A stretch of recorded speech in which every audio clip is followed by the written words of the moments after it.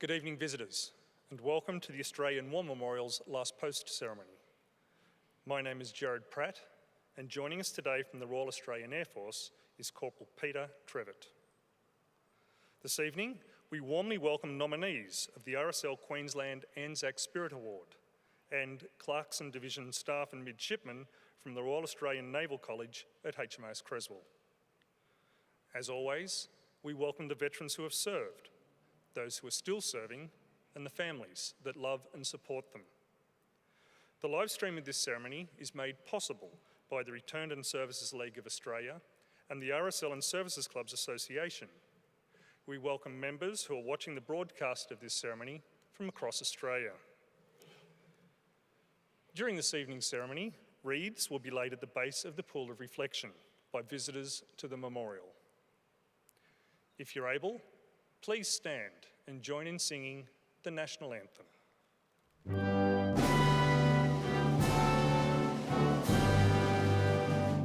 Australians, oh, let us rejoice, for we are one and free.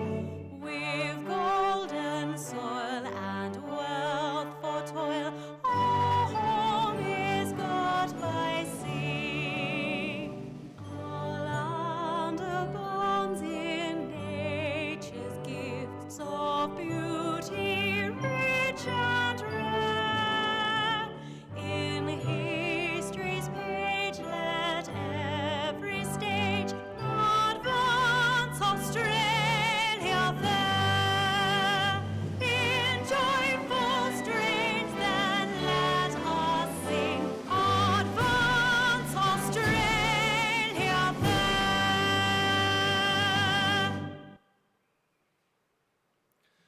For those able, please be seated.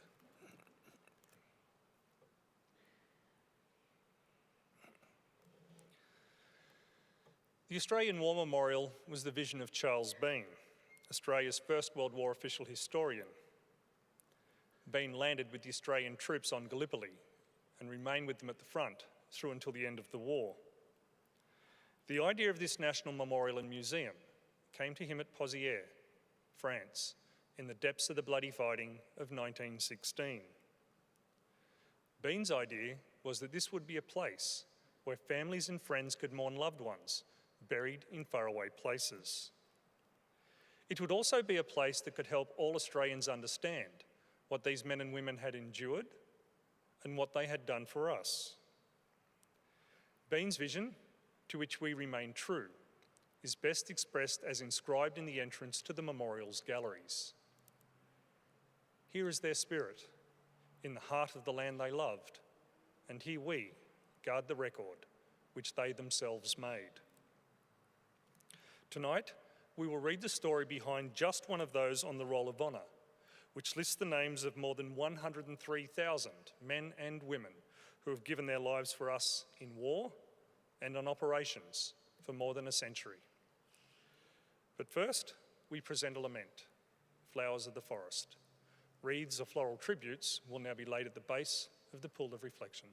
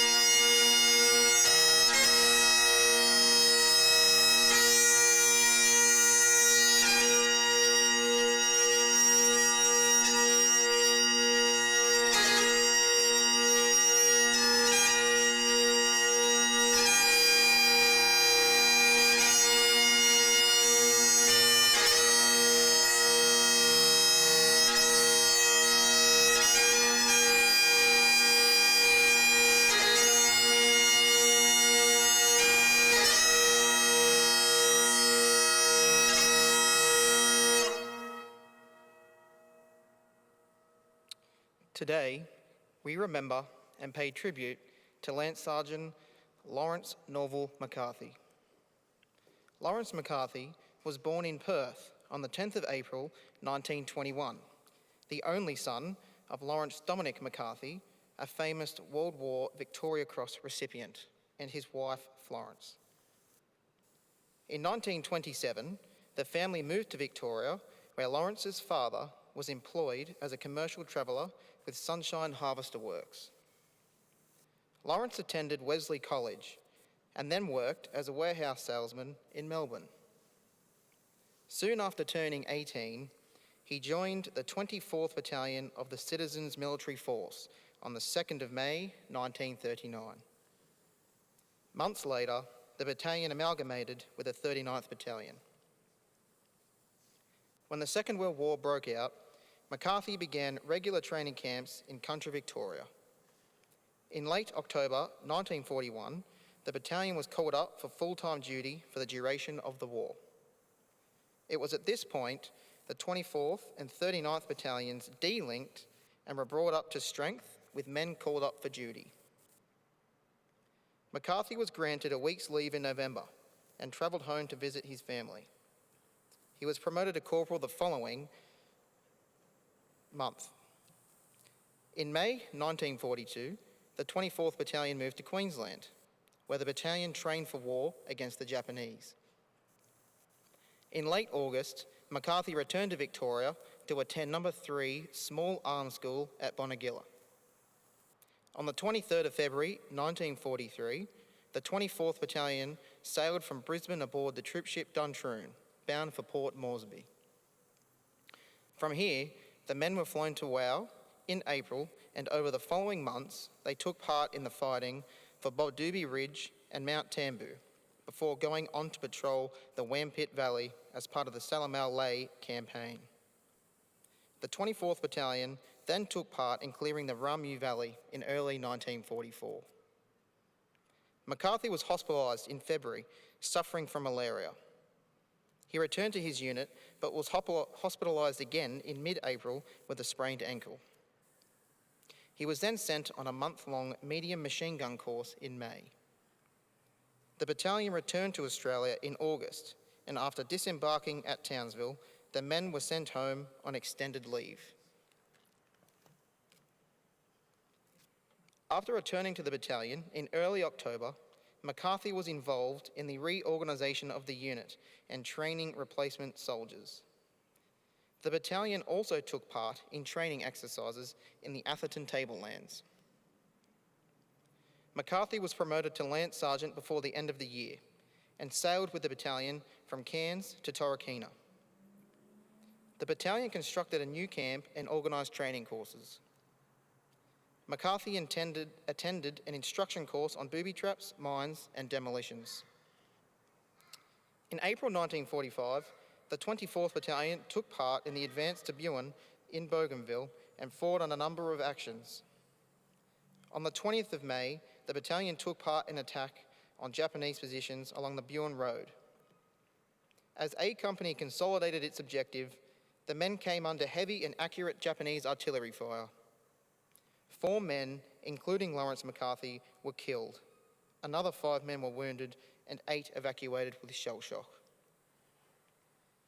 McCarthy was initially buried near where he fell, and after being reinterred in Torquay, he was finally laid to rest in Bamana War Cemetery at Port Moresby.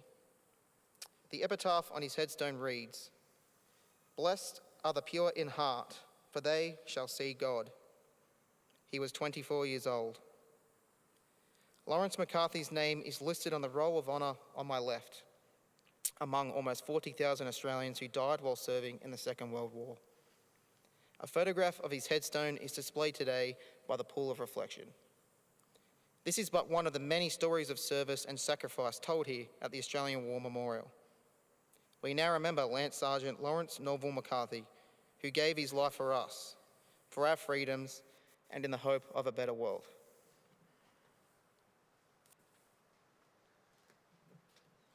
If able, please stand for the reading of the Ode and the sounding of the last post.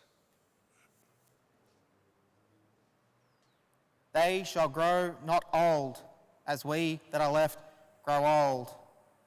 Age shall not weary them, nor the years condemn.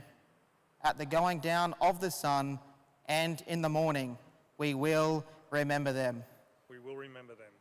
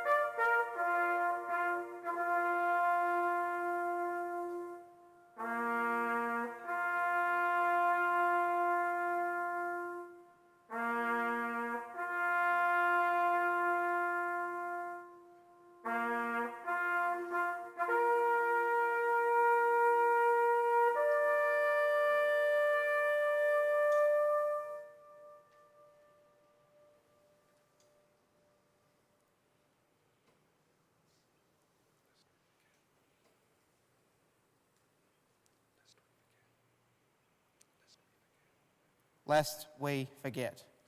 Lest we forget.